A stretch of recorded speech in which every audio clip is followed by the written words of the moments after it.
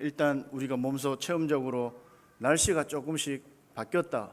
그 많은 무덥던 여름도 이제 지나가는가 싶을 정도로 조금 선선한 바람이 불어오고 이제 저도 날씨를 한번 매일마다 주의 깊게 보는데 이제 어제부터는 전국의 날씨가 30도를 넘는 날씨가 없더라고요. 다 이제 평균 기온이 30도 밑으로 떨어질 만큼 기온이 어느새 눈에 띄게 많이 줄었습니다. 그래서 지금 시기가 무언가 변화와 조정을 하기에 아주 적절한 시기인 것 같아요. 특별히 9월에 새로운 학기가 시작되고 또 9월에 새로운 계절이 가을이 시작이 되고 교회적으로도 또 내년을 위해서 준비하게 되는 무언가 조정과 변화를 위해서 또 힘써야 되는 그런 달이 9월입니다. 이런 즈음에 이 이스라엘 백성들이 이제 새로운 땅에 들어가게 됩니다. 새로운 환경과 무언가 변화와 조정을 해야 되는 그 시기에 이 모세가 이스라엘 백성들에게 이제 하는 이 말씀이 오늘 본문 말씀에 있는데 그 말씀이 오늘 우리 무언가 변화와 조정 그리고 달라짐을 요구하는 이 시대에 모세가 지금 이 자리에 왔다면 역시 이 말씀을 하지 않을까 하는 생각이 들어서 무엇이 달라집니까? 하는 제목으로 오늘 본문으로 교훈을 나눌까 합니다. 특별히 우리 지난주에는 친례를 통해서 세 분의 새로운 가족들이 이제 교회 안에 영접이 되었습니다. 그분들은 그리스도 안에서 새로운 인생의 주인을 만나고 또 새로운 공동체를 만나고 믿음 안에 있는 새 가족을 만나게 되는데 과연 무엇이 달라질까? 앞으로 세상 속에서 살아가는 직장도 달라지는 게 없고 내가 사는 집도 달라지는 게 없는데 내가 예수 그리스도를 영접하고 나서 또 교회를 다니고 나서 내가 무엇이 달라질까 하는 생각을 하시게 될 것이고 또 그리고 먼저 믿은 우리 터를 잡고 계신 우리 성생복한교회 성도님들 그리고 또 오늘 우리 교회를 방문하신 모든 분들에게도 정말 예수 그리스도를 인생의 주인으로 주님을 영접한 후에 여러분의 삶은 무엇이 달라지셨습니까? 여러분의 삶 속에 이 예수님을 믿는다, 하나님을 섬긴다 하면서 여러분은 어떤 것이 달라지셨습니까? 오늘 이 신명기에 모세가 이스라엘 백성들에게 하는 교훈을 통해서 한번 생각해 보았으면 좋겠습니다. 신명기는 전체적으로 이 신신자의 명령명자 기록할 기자에서 하나님의 명령이 기록된 성경이다 해서 신명기인데 크게 모세의 세 가지 설교가 나옵니다. 그걸 명령이라고 해도 되고 또 부탁이라도 해도 되지만 모세가 큰 줄기로 세 가지 설교를 합니다. 주 대상은 이스라엘 백성인데 이집트 애굽 땅에서 이제 큰 기적을 통해서 나왔던 그 1세대 부모 세대는 다 광야에서 죽고 이제 새로운 땅에 하나님이 약속하신 들어가라고 하신 그 땅에 들어가 될 2세대 1세대의 다음 세대인 그 2세대들이 그 땅에 들어가게 될 때 모세가 부탁하는 내용입니다. 실제로 이 모세 또한 그 땅에 들어가지 못하지만 들어가게 된다면 너희들은 꼭 이렇게 해라 하고 명령하고 당부하는 내용인데요. 그 중에 제일 핵심이 이 신명기 11장에 있는 말씀입니다. 그 말씀을 하실 때에 하나님이 무엇이 달라지는가를 대표적으로 그 땅에 대한 이야기를 하셔요. 그래서 10절 말씀을 잠시 보겠습니다. 또 네가 들어가 차지하려는 땅은 네가 나온 애굽 땅과 같지 아니하니 거기에서는 너희가 파종한 후에 발로 물대기를 채소밭에 댐과 같이 하였거니와 하시면서 이스라엘 백성들이 들어가게 될 땅하고 이제 너희 조상과 너희들이 나왔던 애굽 땅하고 비교를 하십니다. 그러면서 애굽 땅에 대한 이야기를 하시는데 이 애굽은 지금까지 우리가 잘 익숙한 이름인 이집트입니다. 지금까지도 현존하고 있는 아프리카의 북쪽 나일강에 있는 이집트인데, 그 이집트 땅에 너희들이 거했을 때에 이렇게 말씀하십니다. 파종한 후에 씨를 뿌리고 난 다음에 발로 물대기를 채소밭에 댐과 같이 하였다라고 합니다. 채소밭에 이렇게 씨를 뿌린 밭에 물을 대야 되는데 발로 물을 댄다 하는 겁니다. 발로 물대기 어떻습니까? 발로 물을 대는 게 쉬운 일일까요? 어려운 일일까요? 발로 물대기는 식은 죽먹기일까요? 하늘의 별 따기일까요? 이집트는 나일강의 결실이다 할 만큼, 나일강이 이 이집트를 먹여 살린다 할 만큼 굉장히 나일강이 이집트와 굉장히 큰 역할을 합니다. 나일강이 없었으면 이집트는 없었을 것이다. 이 성경의 배경이 되는 이때 애굽 이집트는, 지금은 이집트가 전쟁도 일어나고 많이 어지럽지만 이때 성경이 기록되던 당시의 애굽은 지금의 미국과 중국입니다. 그만큼 세계의 강국이었고 힘 있는 나라였습니다. 이스라엘이 외세의 침략을 받거나 툭하면 피신하고 도움을 요청했던 나라가 이집트였습니다. 그만큼 강대한 힘을 가질 수 있었던 이유는 이 나일강이 이집트에게 충분한 양식과 곡물들, 풍부한 자원을 제공하고 있었기 때문에 이 이집트가 강력한 힘을 가질 수 있었습니다. 그렇게 부유하고 풍부한 자원을 제공할 수 있었던 이 나일강이 한 가지 흠이 있었는데요. 그 나일강은 곡식을 심어야 되는 땅보다 낮은 곳에 있었습니다. 그러니까 낮은 곳에 있는 물을 높은 곳에 밭으로 물을 올리려면 어떻게 하면 될까요? 누군가 이렇게 준영이 같이 어린 친구는 펌프를 쓰면 된다 하겠죠. 이때가 펌프가 있는 시기일까요? 펌프가 없었습니다. 그래서 사람의 인력으로 이제 우리 흔히 생각하시면 되는 물레방아 있죠. 물레방아를 발로 밟아서 수차를 돌립니다. 낮은 곳에 있는 물을 발로 밟아서 퍼올려서 높은 곳의 밭으로 물로 올립니다. 그래서 발로 물을 대는 겁니다. 식은 죽먹기입니까? 하늘의 별 따기입니까? 발로 물대기는 그만큼 어려운 상황, 고난과 어려움을 이야기하고 있다. 그래서 하나님이 지금 이스라엘 백성들에게 애굽 땅에서 너희가 발로 물대기 하였다는 것은 너희들이 얼마나 고생하는지, 너희가 얼마나 힘들게 살고 있는지를 이해하고 있다 하는 말씀입니다. 흔히 청소년들은 이걸 쉽게 받아들입니다. 발로 물대기 하면 청소년들 요즘 쓰는 말은 발컨이라는 말 씁니다. 발로 컨트롤 하나. 그죠? 이게 어른들이 소통하려면 하나쯤은 알아두셔야 됩니다. 발컨이란 말은 원래는 잘하는 사람이 무언가 실수나 기존의 능력보다 못한 일을 갑자기 하게 될 때 발컨이가 이렇게 얘기합니다. 발로 조작하느냐 이 말이죠. 그만큼 의외의 실수나 행동을 할 때 발컨한다 이런 말을 씁니다. 맞습니까? 그래서 이 발로 물대기는 쉬운 일을 한다고 생각할지 모르지만 아주 어렵게 고생하고 있다 하는 것이 이 애굽 땅의 이스라엘 백성들을 향해서 하나님이 하시는 말입니다. 그래서 이 발로 물대기, 애굽 땅에 있는 이스라엘 백성들을 향한 발로 물대기는 정말 풍요하고 부요함 속에서 고생과 어려움을 겪고 있는 이스라엘 백성들에 대한 이해하시는 주님의 표현입니다. 오늘날 우리 성도님들 어떻습니까? 모든 것이 부유하고 풍부한 이 현대 삶 속에서 여러분의 삶은 더 나아지셨습니까? 팍팍해지셨습니까? 자동으로 로봇 청소기가 알아서 돌아가고요. 밥도 예약을 눌러서 밥도 되고, 세탁기도 저절로 알아서 세탁이 되어가는 지금 시대에 여러분의 삶은 더 바빠지셨습니까? 더 여유로워지셨습니까?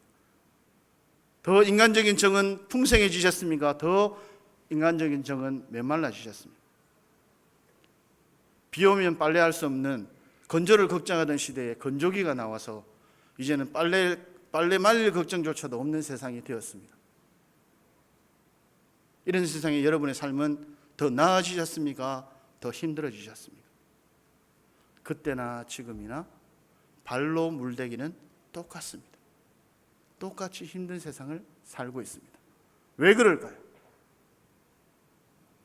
시편 90편 10편에 보면 우리가 잘 아는 말씀이 있습니다. 우리의 연수는 70이요 강건하면 80이라도 신속히 가니 우리가 날아간다. 빠뜨렸네요. 우리의 연수는 70이요 강건하면 80이라도 그 연수의 자랑은 수고와 슬픔뿐이요 신속히 가니 우리가 날아가나이다. 하나님이 우리 인생을 아시고 그 표현을 쓰셨습니다. 우리 인생은 수고와 슬픔뿐인 인생이다 하는 것을 아셨습니다. 발로 물대기를 하고 있는 세상을 아셨습니다. 왜 그럴까요? 왜 그렇게 발로 물대야 되는 힘든 세상 속에서 어려움과 고난 속에 우리는 살게 되었을까요? 그것은 하나님을 섬기지 않기 때문에, 하나님 없는 인생을 살았기 때문에 그렇습니다.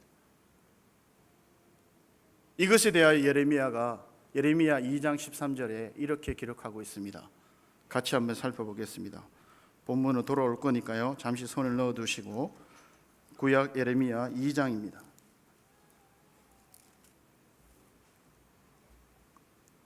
13절 같이 한번 읽겠습니다. 구약의 1051쪽입니다.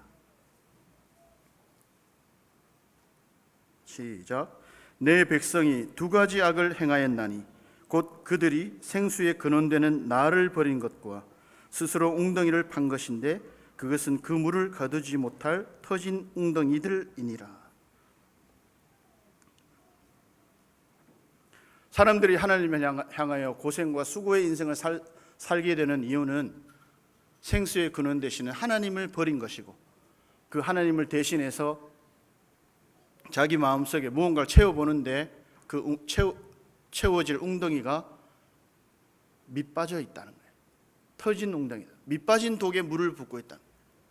밑빠진 독에 물을 붓는데 그 물을 대기 위해서 발로 열심히 물을 대어도 터진 웅덩이니까 채워지지 않습니다.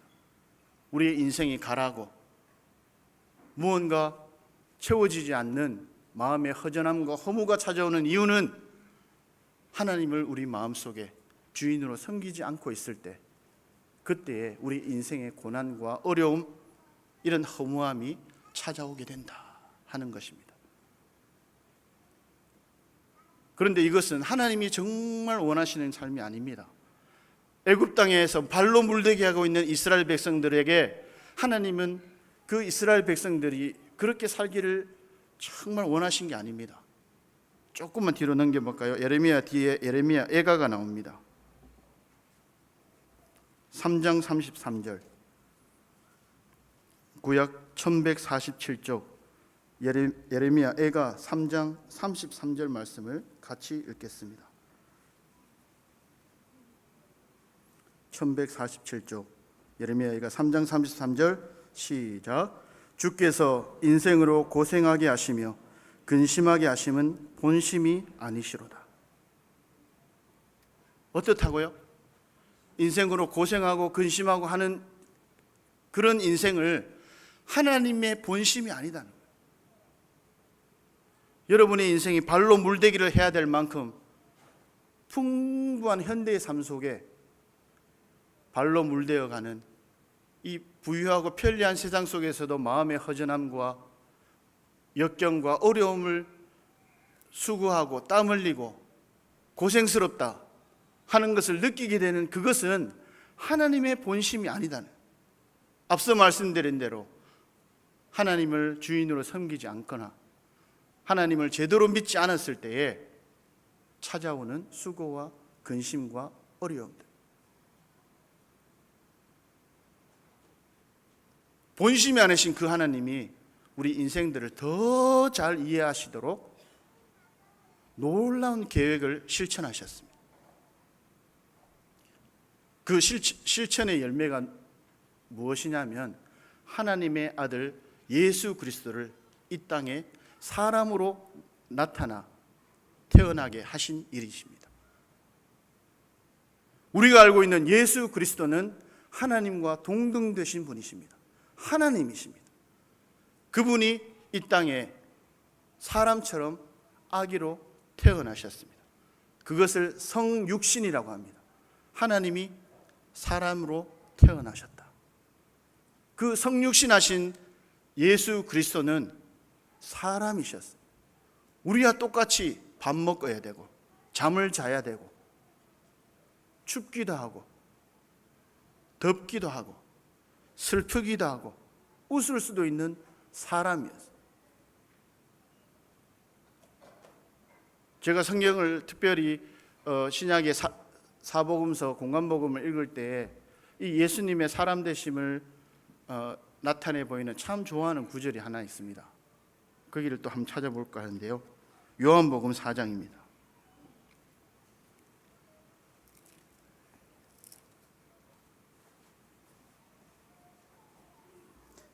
신약 147쪽 요한복음 4장 6절입니다.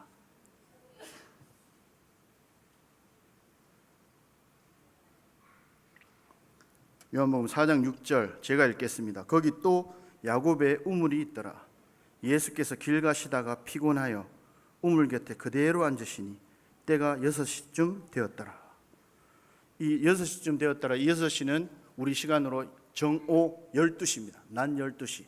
그래 햇빛이 가장 뜨거울 때죠. 그때 예수님이 길 가시다가 피곤하여 우물 곁에 그대로 앉으셨다. 이 말씀을 읽으면서 예수님이 정말 사람이시구나. 하나님이시고 하나님의 아들로 이 땅에 오신 그 예수 그리스도가 사람이 되셨는데 정말 완전한 사람이 되셨다. 길 가시는데 그 뜨거운 햇볕에 피곤하셔서 우물 곁에 그대로 앉으셨다. 이 그대로 앉으셨다는 말이 저한테는 털썩 앉으셨다. 이 표현을 읽혀지더라고요. 너무 피곤하셔서 그 뜨거운 태양볕 아래서 우물을 발견하시고는 그곳에 털썩 앉으신 예수님. 이 말씀과 함께 마태복음 4장 6절에 보면 40일 밤낮으로 금식하신 후에 줄이신지라 하는 표현이 또 있습니다. 40일을 굶으신 예수님이 줄이신지라 배가 고팠다. 그 말씀을 읽을 때도 저도 주님이 정말 사람이시구나. 사람이 평범한 사람은 이룰 수 없는 40일을 굶으셨는데 40일을 굶는 것도 대단한 일이지만 하나님이셔서 그 정도는 하겠지만 완전한 사람이셨기 때문에 줄이신지라 배가 고프시다. 이 예수 그리스도는 우리 인생을 너무나도 잘 아시는 예수님이 실제로 인생을 경험하시고 인생을 이해하시는 하나님의 사랑의 표현으로 이 땅에 오신 분이죠. 하나님은 인생의 창조주시기 때문에 예수 그리스도를 이 땅에 보내지 않으셔도 인간을 이해하시는 분이십니다. 그럼에도 불구하고 하나님 아들 예수 그리스도를 이 땅에 보내셔서 정말 사람들이 얼마나 수고와 슬픔뿐인 인생을 살게 될 건지를 이해하시고 줄이시고 목마르시고 피곤하셨습니다. 그 삶을 더 낮추시고 더 낮추시다가 끝내 종의 삶으로 십자가의 죄인의 모양으로 돌아가셨습니다. 많은 사람은 그 예수 그리스도를 하나님의 아들이라는 거짓된 속임수로 속여서 그 죄로 죽었다고 비난하지만 성경은 그렇지 않습니다. 바로 여러분의 죄를 위하여 대신 십자가에 못 박혔노라 증거하고 있습니다. 그 아들 예수 그리스도의 피로 말미암아 우리는 죄의 사함을 받고 하나님 앞에 설 수 있는 용기와 믿음을 얻었노라 증거하고 있습니다. 하나님이시라면 그렇게까지 하지 않으셔도 됩니다. 그런데 하나님은 자기와 동등된 예수 그리스도를 사람으로 보내셨고 사람으로 오셨던 예수 그리스도는 철저하게 사람의 일들을 경험하셨습니다. 이것이 얼마나 은혜로운지 모릅니다. 최근에까지 아시안게임이 있었죠. 근데 아시안게임을 이렇게 해설할 때 그 해설위원을 저는 잘 유념해 봅니다. 이 사람이 선수 출신인가 그냥 이론가인가. 그래서 해설을 들어보면 선수 생활을 했던 경험자가 해설을 할 때 굉장히 와닿습니다. 그래서 최근에 어제 또 축구가 있었죠.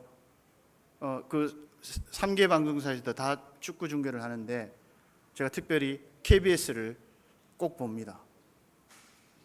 이영표 해설위원이 크리스찬인데다가 선수 생활을 했거든요. 그래서 누구보다 선수의 경험을 잘할 것이다. 근데 조금 더 아쉬운 것은 이 이영표 선수가 감독을 안 했기 때문에 감독의 입장에서 해설하려면 감독까지 했는 사람이 있었으면 더 좋겠다 하는 마음을 갖고 있습니다. 그런데 그것을 해준 사람이 있습니다. 지금은 안 하지만 유명한 사람인데 청소년은 알지 모르겠습니다. 차범근, 청소년들 알고 있습니까? 차두리의 아빠라고 표현해야 알 수 있는 축구계의 전설인 차범근. 이분도 참 훌륭한 분입니다. 일화를 소개해드리자면 아주 오래전 월드컵 시절에 프랑스의 유명한 지단이라는 축구 선수가 있습니다. 이제 경기를 하다가 선수와 부딪혔어요. 그리고 일어나면서 손을 이렇게 돌렸습니다. 과연 저 표현이 뭘까? 많은 해설위원이 부딪힌 선수에 대한 야유다, 욕이다. 이 무슨 내용인지 알겠죠? 우리 한국에서는 이렇게 하면 조심스럽잖아요. 어떤 사람은 선수에 대한 야유다. 어떤 사람은 심판이 이것을 제대로 경고나 처리해 주지 않은 심판에 대한 항의다. 그런데 차범근 감독이 어디가 이상한가요? 조만간 교체될 것 같은데요? 이야기했습니다. 그러더니 아니나 다를까 감독이 그 지단 선수를 바로 교체해 주었습니다. 지단의 이 손가락 표시는 아프니까 교체해 주십시오 하는 교체 사인이었다. 그가 유럽에서 뛰어봤기에 그 사인이 무엇인지를 이해하는 것입니다. 다른 위원들은 신모 위원은 그것이 이제 항의다 그렇게 표현해서 많이 욕을 먹었지만 차범근은 아주 정확하게 그것을 이해했습니다.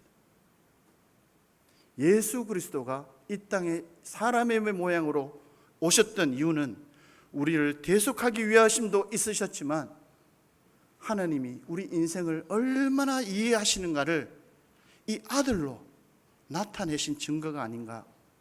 이것이 얼마나 은혜가 되는지. 저 개인적으로도 이 예수 그리스도 주님이 이 땅에 사람으로 오신 것에 대해서 이것이 정말 은혜고 사랑이고 놀라운 역사다 하는 것을 기억하고 있습니다.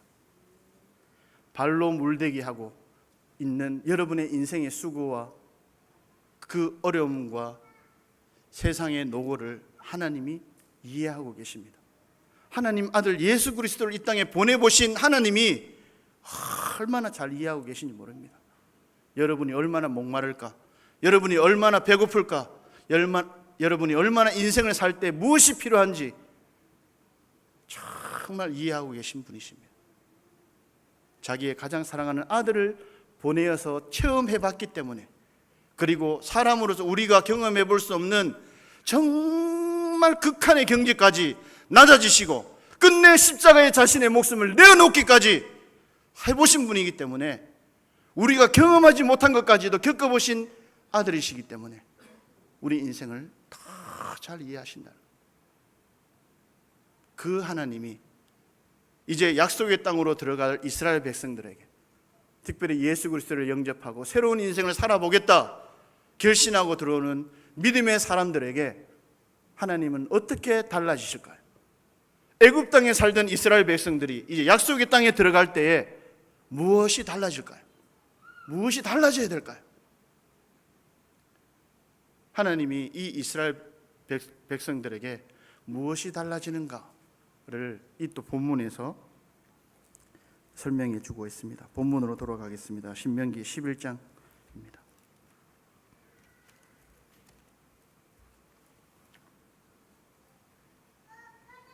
(11절입니다) 10절에는 애굽 땅에서 너희가 발로 물대기 할 만큼 고생과 수고로운 삶을 살아야 된다. 너희 인생이 그런 줄 안다. 하나님이 말씀하시고 11절에 너희가 건너가서 차지할 땅은 산과 골짜기가 있어서 하늘에서 내리는 비를 흡수하는 땅이요. 12절 네 하나님 여호와께서 돌보아 주시는 땅이라. 연초부터 연말까지 네 하나님 여호와의 눈이 항상 그 위에 있느니라. 또 그 9절 그냥 9절에 보시면 이 약속의 땅에 대해서 9절 끝에 보시면 젖과 꿀이 흐르는 땅이다. 그리고 14절에 보시면 여호와께서 너희의 땅에 이른 비 늦은 비를 적당한 때에 내리시리니 너희가 곡식과 포도주와 기름을 얻을 것이요. 그래서 애굽 땅에 살 때 그 나일강에서 발로 물대서 농사지어서 풍부한 곡물을 얻을 수 있었던, 그래 너희가 정말 수고해야 먹을 것과 이걸 할 수 있지만 약속할 땅에 들어갔을 때에 너희가 포도주와 곡식과 기름을 얻을 수 있는 젖과 꿀이 흐르는 그 땅, 거기에 그것을 얻을 수 있는 이유가 뭔가? 발로 물대기 해야 되느냐? 아니면 젖과 꿀이 흐르는 이 땅이 좋아서 그렇느냐? 그걸 하나님이 설명하실 때 12절 말씀이 핵심입니다. 이 모든 젖과 꿀이 흐를 수 있고 포도주와 곡식과 기름을 얻을 수 있는 모든 것의 원천, 그 이유, 가장 달라진 핵심, 그것은 12절에 여호와께서 돌보아 주시는 땅이기 때문입니다. 여러분의 인생도 여호와께서 돌보아 주시는 인생이라는 것을 믿으십니까? 이것이 애굽 땅에 하나님을 섬기지 않고 하나님을 버리고 살 때에 발로 물대게 하는 고된 인생을 살던 우리가 하나님을 주인으로 섬기고 예수 그리스도를 믿은 후에 살게 될 우리에게 하나님의 약속입니다. 여호와께서 돌보아 주시는 땅처럼 너희를 대우할 거다. 이것이 달라지는 거예요. 그리고 그것은 언제부터 언제까지냐? 12절에 보십시오. 연초부터 연말까지 내 하나님 여호와의 눈이 항상 그 위에 있느니라. 연초부터 연말까지. 옛날 그 한글 개혁판에는 새초부터 새말까지라고 되어 있습니다. 연초부터 연말이면 1년이네요. 아닙니다. 여러분의 인생 처음부터 여러분의 인생이 끝나는 날까지, 거기에 항상이란 말을 기억하십시오. 하나님을 섬기는 여러분의 하나님을 섬기는 인생이 되었다면, 예수 그리스도를 주인으로 섬기는 인생이 되었다면 여러분의 인생 끝날까지 항상 여호와의 눈이 여러분 위에 있습니다. 이스라엘 백성이 이거 달라지는 거예요. 확실한지는 모르겠지만 저도 이스라엘 안 가봐서 확신할 수는 없습니다. 그러나 제가 그 EBS 방송에 보니까 한번 이스라엘에 대한 그 여행기를 이렇게 다큐멘터리를 해주더라고요. 그걸 보고 자료도 해보니까 과연 애굽 땅과 이스라엘에게 들어가라고 약속하신 가나안 땅과 비교했을 때 이 가나안 약속의 땅이 정말 젖과 꿀이 흐르고 농사짓기에 좋은 땅이냐? 객관적으로, 지리학적으로, 기후적으로 정말 애굽 땅과 비교했을 때 이 가나안 땅, 약속의 땅이 정말 농사짓기에 좋은 땅이냐? 어떨까요? 사실은 그렇지 않다고 합니다. 근데 이건 적어도 직접 안 가봐서 저도 모르니까 100% 믿지는 마시되 자료나 읽어봤을 때 그래요. 특별히 이 애굽 땅은, 이스라엘 백성들이 거주했던 애굽 땅은 고센이란 땅이었는데, 그 당시에 이스라엘 민족이 그 고센 땅에 정착할 수 있었던 이유는 잘 아시는 요셉이 이집트의 총리였기 때문입니다. 온 나라를 관장하고 가뭄이 들 때 온 곳곳에 곡간을 만들어서 저장해 두었다가 나라를 먹여 살리는 역할을 했던 요셉이 자기 친족이 왔을 때에 제일 후진 곳으로 보냈을까요? 제일 살기 좋은 곳으로 정착하게 했을까요? 그렇겠죠. 국무총리였던 요셉이 자기 가족이 왔는데 후진 곳에 보내지 않을 거잖아요. 자기 가족들이 양을 먹이고 소를 먹이는 목축업을 하는데 제일 적합한 곳을 골라줄 거잖아요. 그래서 이야기합니다. 아버지, 왕이 당신들 여기서 정착해서 살라 할 때 어디서 살면 좋겠노? 왕이 이야기할 때 고센 땅을 주십시오 얘기하라. 미리 얘기를 해놓습니다. 요셉의 눈에 자기 가족들이 가장 적합하게 살 수 있는 곳이 고센 땅이에요. 그 고센 땅 중심으로 이스라엘 민족들이 살고 있었습니다. 그렇게 살았던 그곳과 이제 알지 못하지만 하나님이 가라고 명령하신 이 가나안 땅이 과연 객관적으로도 가나안 땅이 월등하게 좋으냐? 제가 보기엔 그렇지 않다는 거예요. 이스라엘에 가면 농사 지을 땅이 거의 없습니다. 사막이 많다고 합니다. 그래서 사막을 일구기 위해서 키부츠라는 협동 농장에 막 현대화 작업을 해서 사막에도 물을 내고 파이프를 연결하고 그렇게 해서 이스라엘이 농사가 되는 거예요. 농사 짓기에 아주 적합한, 진짜로 젖과 꿀이 흐르는 비옥한 토지가 있어서 가나안 땅이 좋다는 것이 아니라 여호와의 눈이 항상 있기 때문에 젖과 꿀이 흐를 수 있고 산과 골짜기에 비를 흡수하는 그 땅이 하늘에서 비가 와야 비를 흡수할 수 있잖아요. 하나님의 은혜로, 하나님의 베푸시는 자비로, 하나님의 긍휼로 가나안 땅이 고센 땅보다 월등히 살기 좋은 땅이 된다는 것입니다. 객관적으로 가나안 땅이 농사짓기 좋은 비옥한 토지에 풍부한 자원을 가지고 있는 땅이 아니라는 사실을 생각할 때에, 그래서 저는 천국에 대한 개념이 조금씩 바뀝니다.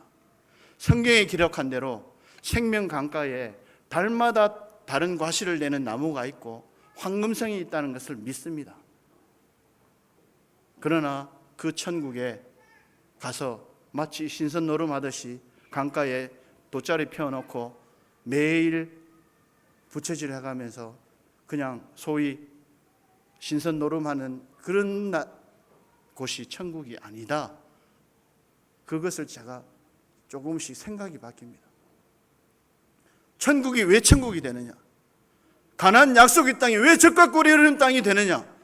왜 비옥한 토지가 되고 곡식과 기름과 포도주가 날 수 있느냐? 그것은 여호와의 눈이 항상 그들과 함께 있기 때문입니다. 천국이 될 수 있었던 것은 황금성과 생명 강가와 수많은 열매들을 맺는 정말 아름다운 기후에 그런 환경과 조건을 갖추었기 때문에 천국이 아니라 여호와의 눈이 이제는 지금은 떨어져 있지만 이제는 우리와 영원히 함께 살 수 있는 하나님이 거기에 항상 계시기 때문에, 그곳에 우리도 떠나지 않고 하나님과 붙어 있을 것이기 때문에 그곳이 천국이 되는 거예요. 여러분이 그리시는 천국을 한번 머릿속에 사진으로 그림을 그려보십시오. 하나님의 보좌가 가운데 있고 그 주변에 황금과 온갖 좋은 것들과 녹색 자원들이 쫙 있는 배경사진을 한번 그려보십시오. 그리고 하나님의 보좌만 남겨두고 그 주변의 환경들을 지어보십시오. 그래도 천국 가시겠습니까? 하나님의 보좌만 남겨지고 그 옆에 내가 천국에 가면 만나겠다는 황금길과 생명 강가와 그것들이 만약에 없더라도 하나님이 계신 그것만으로 여러분은 천국을 기대하시냐 말씀입니다. 제가 무슨 이단 설교나 이단의 뭔가를 말씀드리려고 하는 것이 아닙니다. 하나님의 아들을 이 땅에 보내주셔서 우리 인생을 깊이 이해하려고 하셨던 그 하나님이 정말 이스라엘 백성들에게 정말 농사짓기 어려운 그 약속의 땅에 들여보내실 때 하나님의 마음이 어떠냐? 정말 이스라엘 백성들이 정말 귀하게 여기고 땅을 정말 귀하게 여길지, 그 땅을 비옥하게 만드실 하나님을 더 귀하게 여길지를 기대하시는 하나님을 제가 말씀드리고 있습니다.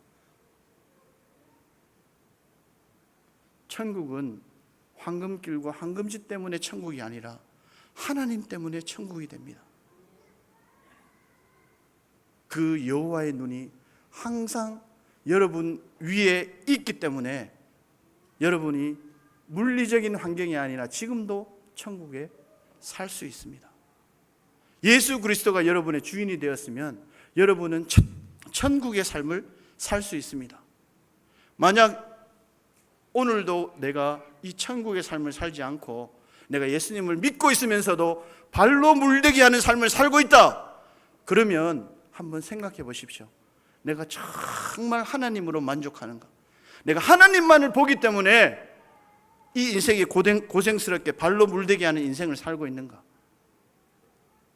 아니면 하나님만으로도 만족해서 이 땅에서 내가 정말 행복하고 기쁜 마음으로 살고 있는가? 이스라엘 백성들에게 하나님이 이렇게 하시겠다는, 내가 너희를 항상 너희 위에 있겠다. 이것을 잘 이해한 다윗이 시편 121편에 이렇게 말씀했습니다. 시편 121편을 보시겠습니다.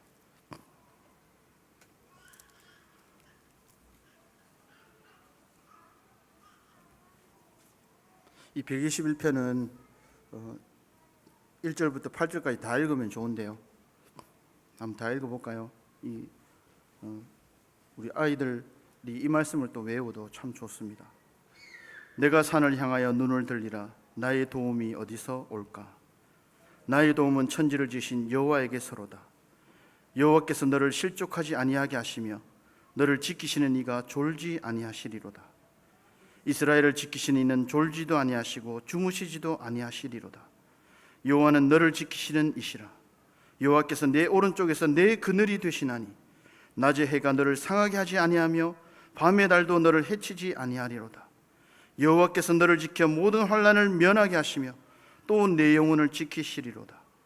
여호와께서 너희 출입을 지금부터 영원까지 지키시리로다. 아멘. 이게 천국이 아닐까요? 이게 천국의 삶이 아닐까요? 하나님이 우리의 출입을 지금부터 영원까지 지키시고 낮에나 밤이나 우리를 졸지도 않으시고 지키시는 그 하나님,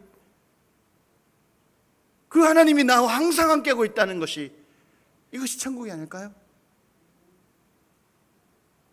이스라엘 백성들에게 이것이 달라지는 겁니다. 애굽 땅 400년 동안 종살이, 그 고센 땅에서 양 키우고 그렇게 부유하게 살 수 있었지만 어느 한순간 왕이 바뀌어서 한순간 노예로 전락해서 400년 종살이를 하게 됩니다. 그 고된 인생길 가운데 발로 물대게 하고 하는 그 수고와 슬픔뿐인 인생을 살던 이스라엘 백성이 하나님의 특별한 은혜 가운데 약속의 땅으로 부르심을 받았는데, 그 약속의 땅, 젖과 꿀이 흐르고 곡식과 기름과 포도주를 충분하게 얻을 수 있는 그 땅이 객관적으로 그렇지 않다 할지라도 여호와의 눈이 항상 그들과 있었기 때문에 그 이스라엘 백성들을 사랑하는 그 하나님이 곡식을 주시고 기름을 주시고 포도주를 주시고 그들을 향한 하나님의 마음이 더욱 달라지셨다 하는 것입니다. 그럼 우리는 어떻게 해야 될까요? 우리는 무엇이 달라져야 될까요? 하나님이 애굽 땅에서 부유한 환경 속에 그래도 수고와 슬픔뿐으로 발로 물대게 하는 우리 인생들을 이제 하나님의 약속의 땅으로, 내가 너희와 항상 함께 하겠다, 그것을 하나님의 아들 예수 그리스도로 보증해 주셨는데, 그것을 믿는 우리는 무엇이 달라져야 될까요? 다시 본문으로 돌아와서 신명기 11장에 보시면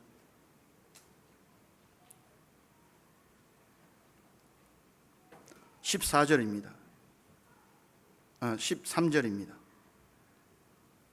신명기 11장 13절 내가 오늘 너희에게 명하는 내 명령을 너희가 만일 청종하고 너희의 하나님 여호와를 사랑하여 마음을 다하고 뜻을 다하여 섬기면 여호와께서 너희 땅에 이른 비 늦은 비를 적당한 때에 내리시려니 너희가 곡식과 포도주와 기름을 얻을 것이요. 하나님이 우리에게 명령하십니다. 내가 너희에게 이렇게 다르게 대우한다. 내가 너희를 향해서 이렇게 사랑한다 할 때에 하나님이 우리에게 달라지도록 요구하시는 명령이 있습니다. 네 마음을 다하고 목숨을 다하고 힘을 다하여 하나님을 사랑하라. 요 앞쪽에 6장 가시겠습니다. 신명기 6장입니다. 6장 4절 5절입니다. 같이 한번 읽겠습니다. 6장 4절 5절 이스라엘아 들으라 우리 하나님 여호와는 오직 유일한 여호와이시니 너는 마음을 다하고 뜻을 다하고 힘을 다하여 내 하나님 여호와를 사랑하라. 우리에게 다르게 우리를 향해 달라지신 하나님이 우리에게 무엇이 달라져야 되는가를 말씀하십니다. 마음을 다하고 힘을 다하고 정성을 다하여 하나님을 사랑하라. 이것을 충분히 이해하시고 완벽하게 알고 계신 충성스러운 아들 예수 그리스도께서 이것을 한 번 더 정리해 주셨습니다. 신약에 오셔서 이것을 정리해 주셨어요. 잘하시는 말씀을 한 번 더 확인하겠습니다. 마태복음 22장입니다.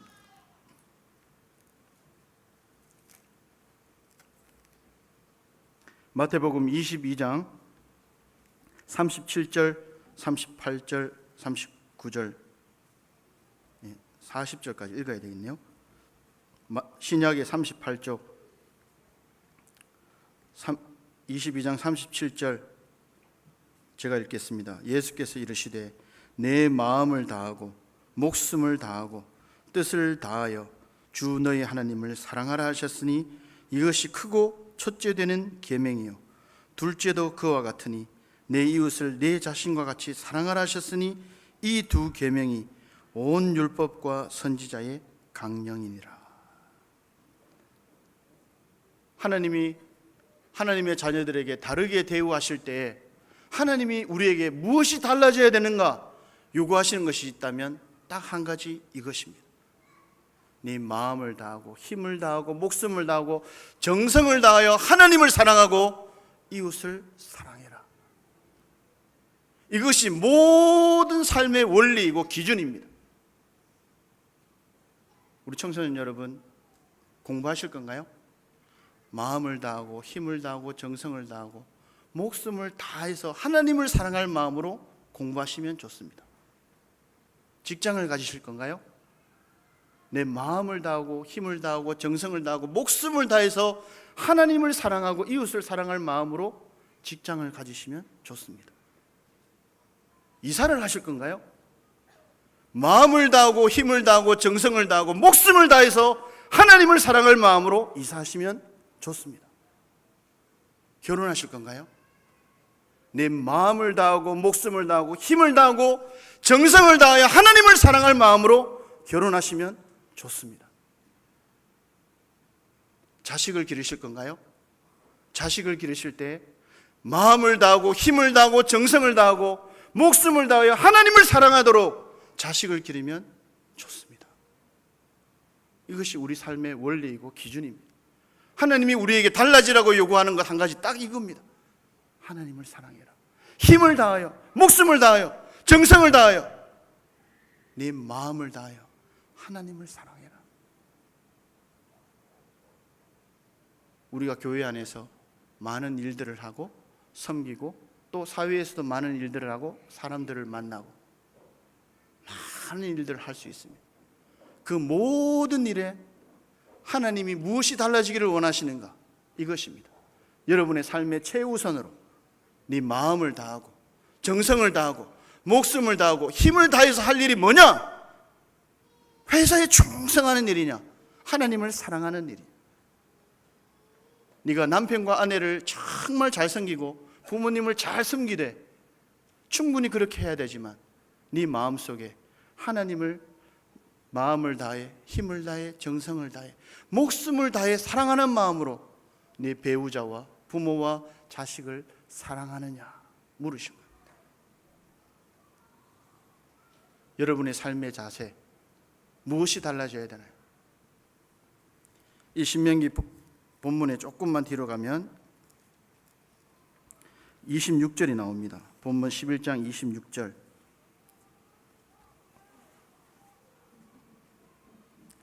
26, 27, 28절 같이 읽겠습니다. 시작. 내가 오늘 복과 저주를 너희 앞에 두나니 너희가 만일 내가 오늘 너희에게 명하는 너희의 하나님 여호와의 명령을 들으면 복이 될 것이요 너희가 만일 내가 오늘 너희에게 명령하는 도에서 돌이켜 떠나 너희의 하나님 여호와의 명령을 듣지 아니하고 본래 알지 못하던 다른 신들을 따르면 저주를 받으리라. 하나님이 창세에 선악을 알게 하는 나무와 생명을 알게 하는 나무 두 가지를 두고 명령하셨습니다. 정말 생명을 알게 하는 나무를 따먹게 하려고 선악과를 따먹지 말라 명령하셨어요. 근데 사람은 꼭 하지 마라 하는 거 해가지고요 선악과를 따먹었어요. 그래서 우리가 이렇게 된 겁니다. 똑같습니다. 하나님이 지금도 복과 저주를 여러분 앞에 명령하십니다. 내가 너희와 항상 너희와 있겠다. 그것을 복으로 너희가 마음과 힘과 정성과 목숨을 다해 나를 사랑하면 엄청난 복을 주겠다. 내가 복이다. 내가 너희와 항상 함께 있는 게 복이다. 그 명령을 따르지 않으면 저주가 있다 말씀하십니다. 여러분은 어떻게 달라지시겠습니까? 아직도 이 경계선 상에서 좋을 때는 하나님, 아니면 필요할 때 뭔가 기도를 해야 되고 간절한 집에 환난이 있고 어려움이 있고 누군가 아파서 쓰러져 넘어가고 숨이 꼴딱꼴딱 할 때 그때는 필요해서 하나님 찾다가 평안해지면 다시 언제 그러냐 식으로 내 좋은 방식대로 살고, 그것은 하나님을 사랑하는 것이 아닙니다. 좋을 때나 안 좋을 때나 슬플 때나 기쁠 때나 하나님이 항상 우리와 함께 하시듯이 우리도 항상 하나님과 함께 하나님을 사랑하는 마음으로 사는 것입니다. 그게 진짜 사랑하는 거죠. 무엇이 달라져야 될까요? 사랑하는 성도, 행복한 교회 성도 여러분, 하나님이 우리에게 다르게 세상 사람들과 하나님 없이 사는 사람들과 다르게 대우하십니다. 그 사랑하시는 하나님이 혹 우리에게 어려움을 주시고 잠시 견뎌야 될 고난을 주신다 하더라도 하나님의 사랑을 잊지 마시고 그 고난 속에서도 하나님을 사랑하시고 평안하십니까? 기쁜 일과 행복한 순간들로 가득 차 있습니까? 그럴 때 교만하지 마시고 이 모든 근원이 하나님께로부터 비롯되었기에 더 하나님을 사랑하시게 되는 사랑하는 성도, 행복한 교회 성도들이 되시기를 간절히 소망합니다. 우리 찬송하겠습니다.